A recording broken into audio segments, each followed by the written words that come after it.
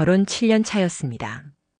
큰 갈등도 없이 조용하게 살아왔고 아내는 늘 헌신적인 사람이었습니다. 아내는 겉으로는 그다지 애교 많거나 표현이 풍부한 스타일은 아니었지만 늘 나 아닌 누군가를 위한 삶을 사는 사람이었습니다.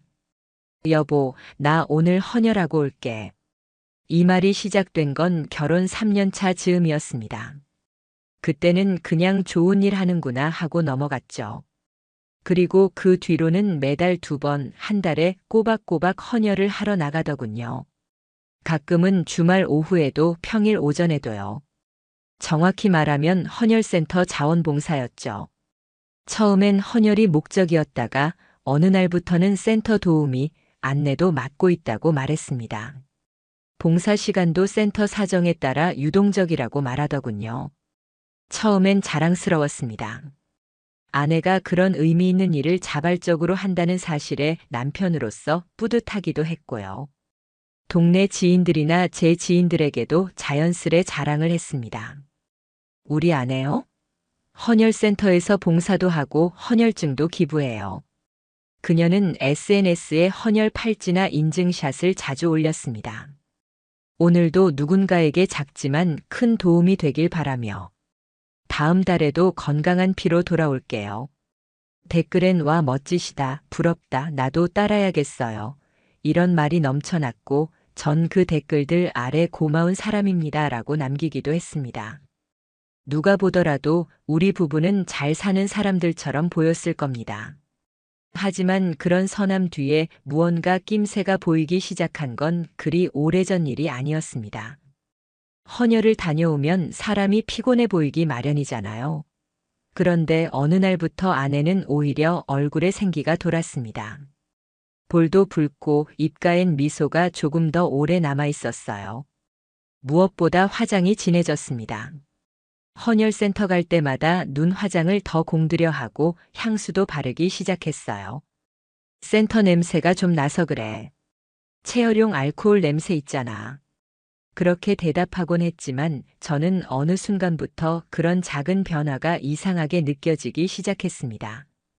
어느 날 퇴근 후 현관문을 열었을 때였습니다. 아내는 거실에서 앉아 있었고 헌혈증과 봉사 시간표 같은 종이가 탁자에 흩어져 있었어요. 자연스럽게 눈길이 갔습니다. 그런데 그 종이들 중 일부는 전혀 다른 이름으로 된 봉사자 명단이었고 헌혈증은 단 한 장도 없었습니다. 이건 뭐야? 제가 묻자 아내는 허둥대며 말했습니다. 아, 그거 센터에서 다른 분 것까지 내가 대신 맡아서 정리하던 거야. 나중에 기부처에 일괄 전달하려고. 당시엔 그 말을 믿었습니다. 믿으려고 했던 걸지도 모르겠습니다. 그날 이후 저는 아내가 헌혈센터에 간다는 날이면 왠지 모르게 마음이 불편했습니다. 내가 왜 이런 걸 의심하고 있지? 하면서도 차라리 제 직감이 틀리기를 바랐죠. 하지만 사람의 직각은 틀리지 않습니다. 무언가가 이상하다 싶으면 그건 반드시 이유가 있습니다. 그날 저는 처음으로 퇴근 후 회사 근처가 아닌 헌혈센터 쪽으로 차를 돌렸습니다. 그리고 거기서 모든 것이 무너질 예감을 처음으로 갖게 되었습니다.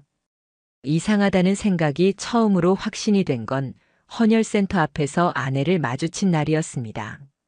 그날은 금요일이었고 평소보다 퇴근이 조금 빨랐습니다. 야근이 잡힐 예정이었지만 갑작스럽게 일정이 밀리며 오후 4시에 퇴근하게 되었죠. 퇴근길에 차를 몰고 가는데 문득 아내가 말하던 센터 위치가 머릿속에 떠올랐습니다. 헌혈센터?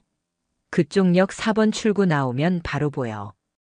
거기 3층인데 나는 주로 안내 데스크 옆에서 봉사해. 그 말이 생각났고 이상하게 마음이 쓰였습니다. 그래서 일부러 그 방향으로 차를 돌렸습니다. 그냥 지나가다 보자는 생각이었고 마음속에선 아무 일 없기를 바라는 기대도 함께였습니다. 그런데 도착했을 때 주차장에서 익숙한 차량이 눈에 띄었습니다. 흰색 중형 SUV. 우리 집 차였습니다. 아내는 평소와 똑같이 그 차를 몰고 센터로 왔던 겁니다.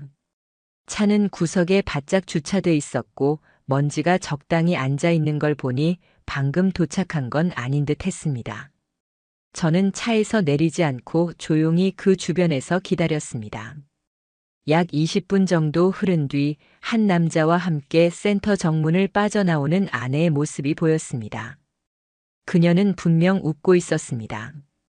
자주 보지 못했던 밝은 표정이었고 그 남자와 나란히 걷다가 문 앞에서 멈춰 섰습니다. 남자의 오른손이 가볍게 아내의 팔에 닿는 걸 봤습니다. 그녀는 그 손을 피하지 않았고 오히려 자연스럽게 남자의 팔을 툭 치며 웃었습니다. 그 장면은 그 어떤 말보다도 명확했습니다. 헌혈센터. 그곳은 단지 봉사를 위한 공간이 아니라 그녀와 그 남자가 함께 웃는 일상이 담긴 장소였던 겁니다. 저는 본능적으로 핸드폰을 꺼내 사진을 찍었습니다. 그 순간 손이 떨렸지만 기록은 남겨야 한다는 생각 하나로 셔터를 눌렀습니다. 그 장면을 찍고 나서 저는 바로 차를 돌려 나왔습니다. 그때부터 머릿속은 온통 복잡했습니다. 어떻게 시작된 걸까? 내가 뭘 놓친 걸까? 도대체 언제부터였지? 그날 밤 아내는 아무 일 없다는 듯이 집으로 들어왔습니다. 손엔 작은 과일 바구니가 들려 있었고 오늘 센터에서 감사 선물로 주셨어라며 저에게 건넸습니다. 웃는 얼굴, 태연한 표정, 그리고 가벼운 목소리.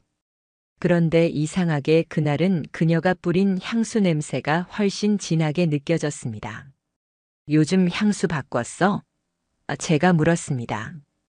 응, 센터 간호사 언니가 추천해줘서 한번 써봤어. 어때, 별로야? 아니야. 그냥 평소랑 좀 달라서.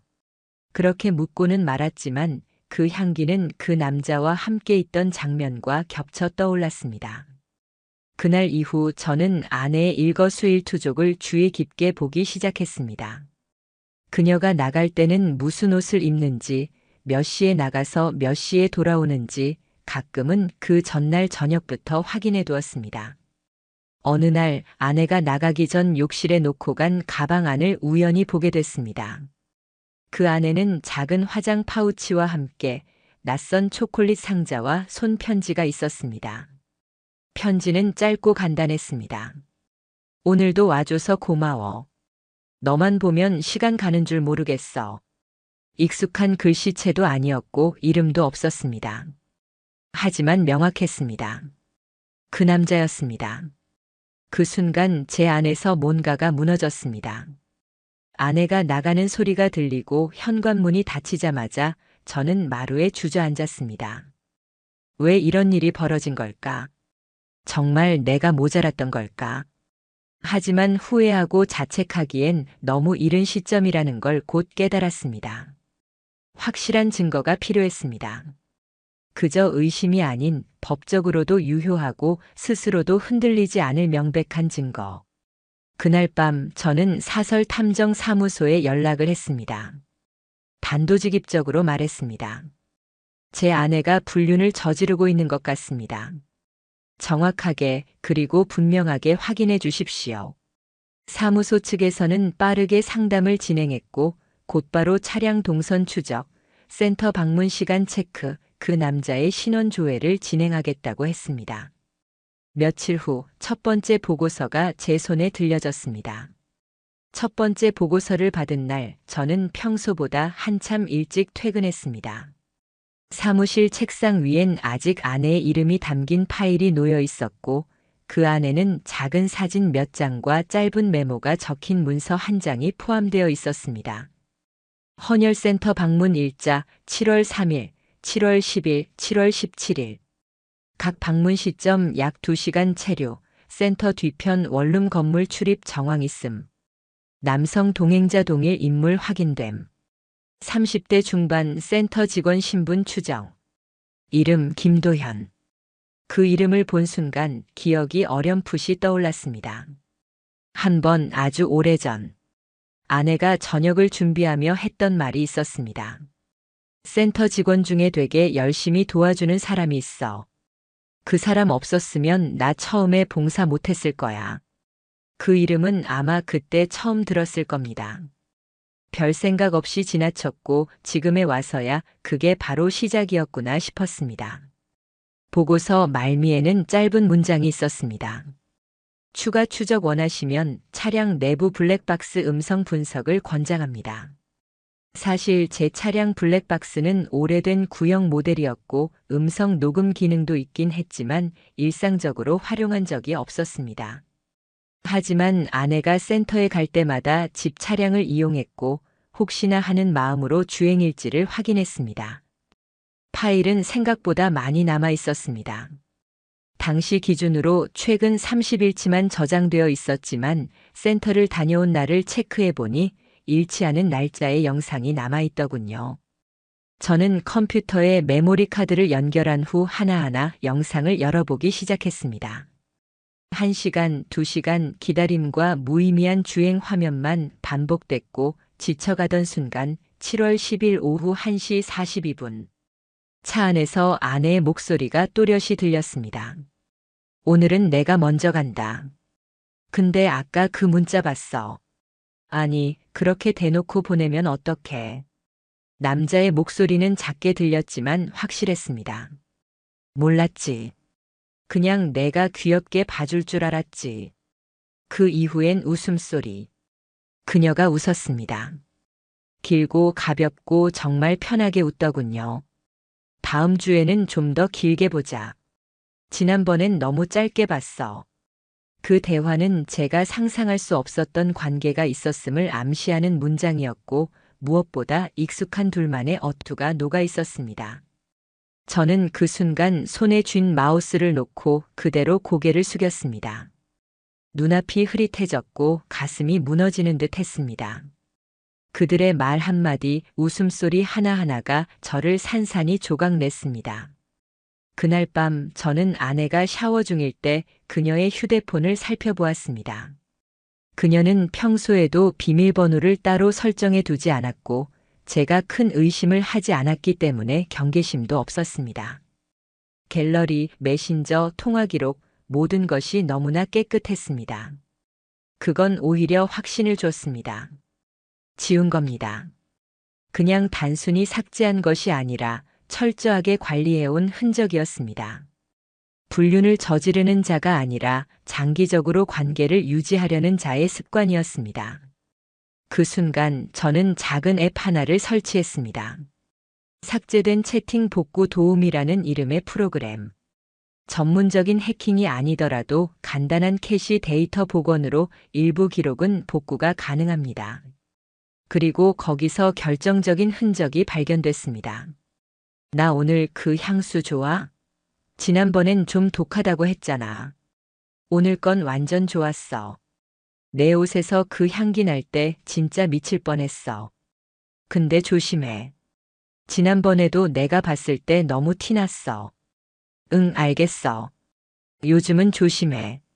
남편은 전혀 몰라. 저는 그날 복구된 채팅 내용을 모두 캡처해 구글 드라이브에 올리고 블랙박스 음성 파일도 편집 없이 원본 그대로 저장했습니다. 모든 걸 확보한 이후 사설 탐정에게 다시 연락했습니다. 이번엔 얼굴이 정확히 보이게 사진을 찍어주세요. 그리고 그 건물, 그 원룸 안으로 들어가는 장면이 있으면 가장 좋습니다. 그 탐정은 조용히 알겠다고 했고 그 후 일주일 뒤 결정적인 사진이 제게 도착했습니다. 그녀는 그 남자와 함께 헌혈센터 근처의 낡은 원룸 건물 안으로 함께 들어가고 있었습니다. 도어락 비밀번호를 누르고 문이 열릴 때 아내는 자연스럽게 그 남자의 등을 떠밀 듯 안으로 들어섰습니다. 그 장면은 짧았지만 부부가 함께 살아가는 생활 공간을 연상시킬 만큼 익숙하고 자연스러웠습니다. 그때 저는 모든 것을 깨달았습니다. 단순한 감정 노름이 아니었습니다. 일회성 만남도 아니었습니다. 그녀는 사랑하고 있었고 저는 그 사랑에서 완전히 제외된 사람이었습니다. 결정적인 사진과 음성 증거를 확보한 후 저는 한동안 아무 말도 하지 않았습니다. 그걸 당장 들이밀어 분노를 터뜨리고 싶기도 했지만 어느 순간부터 그 분노조차 낭비라는 생각이 들더군요. 사람은요, 실망이 극에 달하면 조용해집니다. 그 조용함 속에서 무엇을 해야 할지 또렷해지더군요. 그래서 저는 가장 먼저 상간남을 찾아보기로 했습니다. 탐정이 알려준 이름과 주소를 토대로 그 남자가 일하는 헌혈센터의 지점을 방문했습니다. 물론 평범한 방문객처럼 위장해서요. 센터 안은 생각보다 한산했고 직원들도 대부분 젊었습니다. 몇몇 봉사자들과 나직하게 이야기하는 남자 하나가 눈에 띄었죠. 그가 바로 김도현이었습니다. 그는 생각보다 수수한 인상이었고 겉으로 봐선 딱히 비열한 느낌은 없었습니다.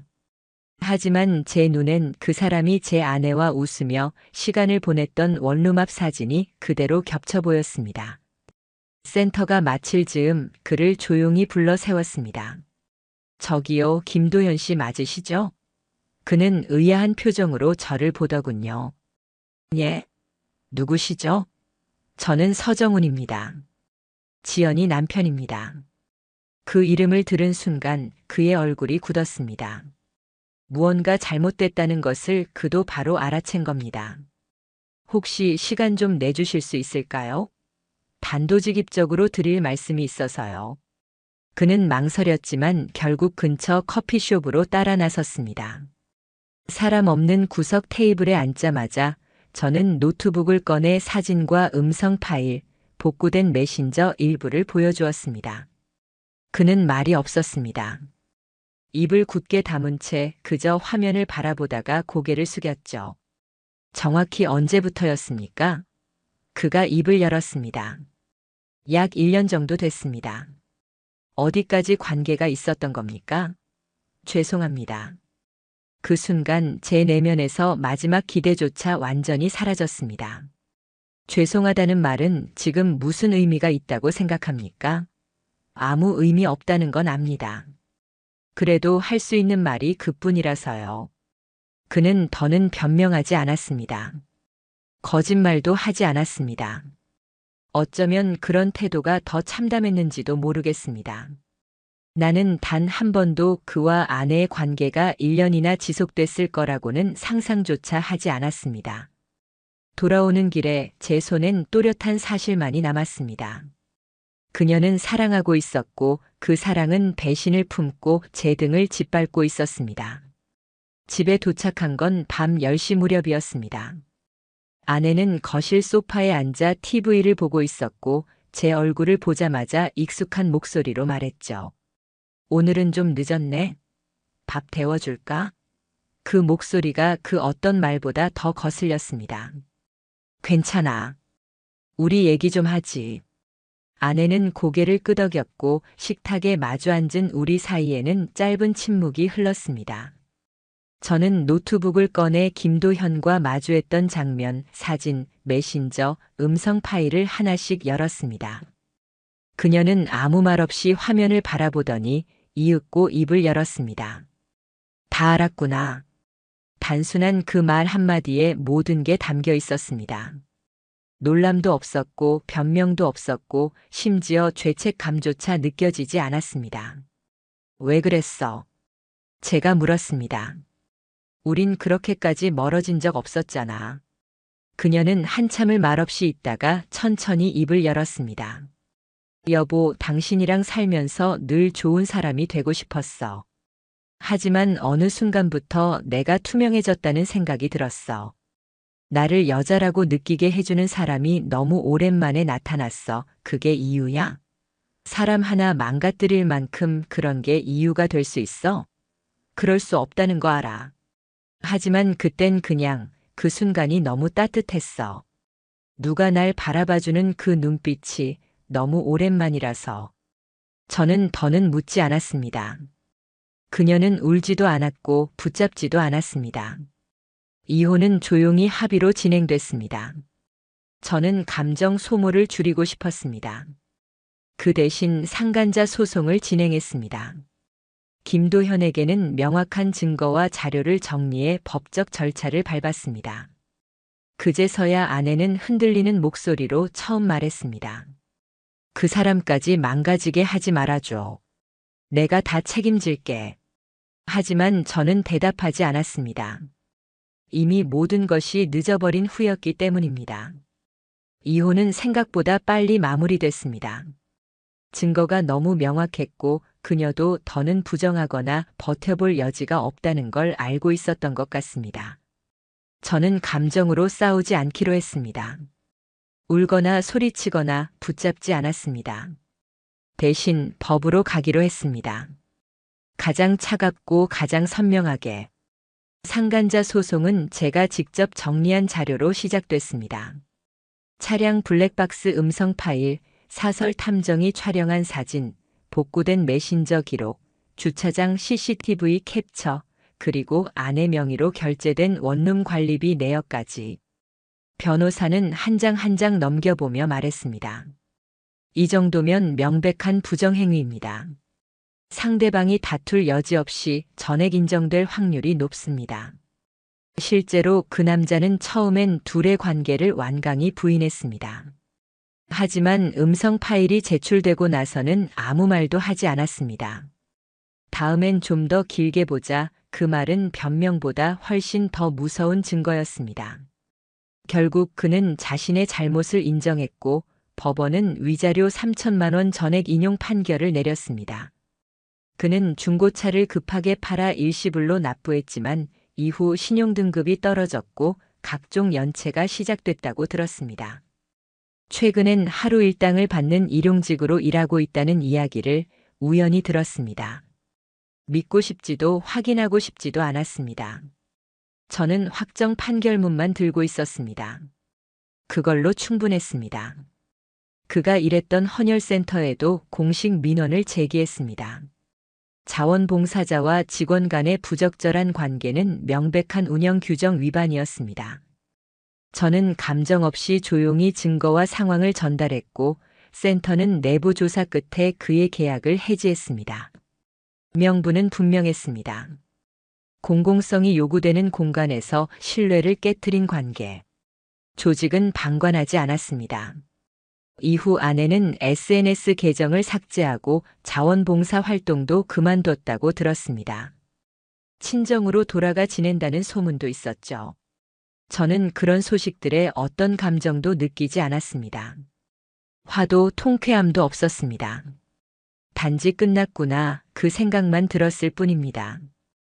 이혼 판결이 난 뒤 그녀는 한 번 연락을 해왔습니다. 그 사람 너무 몰아붙이지는 말아줘. 내 책임이 더 크니까. 그 문장을 읽고 저는 더 이상 답하지 않았습니다. 아직도 자신이 그를 보호해야 한다는 생각을 하고 있다는 게 그저 허탈했습니다. 나는 복수했습니다. 법으로, 판결문으로, 위자료로, 직장 징계로. 그리고 무엇보다도 저는 무너지지 않았습니다. 분노에 휘둘리지 않았고 증오로 자신을 해치지도 않았습니다. 나는 끝까지 이성적으로 나를 지켰고 그걸 증명할 모든 문서를 손에 쥐고 있습니다. 이제는 한 달에 2번 심리 상담을 받습니다. 내 감정을 쓸어내고 비워내고 새로 채워가는 과정. 상담사에게 제 이야기를 처음 했을 때 그는 말했습니다. 당신은 자신을 아주 잘 붙잡고 계십니다. 그런 사람은 금방 회복합니다. 그 말이 참 고맙더군요. 헬스장에도 다니고 회사 일에 더 몰입하고 있습니다. 주말이면 산책을 나가고 라디오를 틀고 차를 오래 몰기도 합니다. 시간이란 건 정말로 약이 되는구나. 요즘은 그걸 느낍니다. 그들은 무너졌고 저는 남았습니다. 그게 제 복수입니다. 인터넷에 올려 퍼뜨리거나 이름을 언급하거나 그런 방식은 쓰지 않았습니다. 저는 더럽지 않게, 더 망가지지 않게 저 자신을 보호하며 복수했습니다. 이제는 다시 누군가를 믿을 수 있을까? 그건 잘 모르겠습니다. 아직은 조심스럽습니다. 하지만 적어도 저는 이제 제 인생을 누군가의 뒤통수에 맡기지 않을 겁니다. 한때 누군가의 향기에 속았고 누군가의 거짓에 무너졌던 내가 지금은 내 삶의 중심에 있습니다. 법정에서 받은 그 판결문은 이제 서랍 속에 조용히 들어 있습니다. 볼 일은 더 없을 겁니다. 그냥 어떤 선택의 기록. 어떤 복수의 종지부. 그리고 내 자존심이 흔들리지 않았다는 마지막 증거. 저는 졌지만 무너지지 않았습니다. 그들은 이겼다고 착각했지만 결국 가장 낮은 곳에서 끝났습니다. 이게 내가 선택한 가장 깨끗하고 조용한 복수였습니다. 그리고 내 삶의 진짜 시작이었습니다.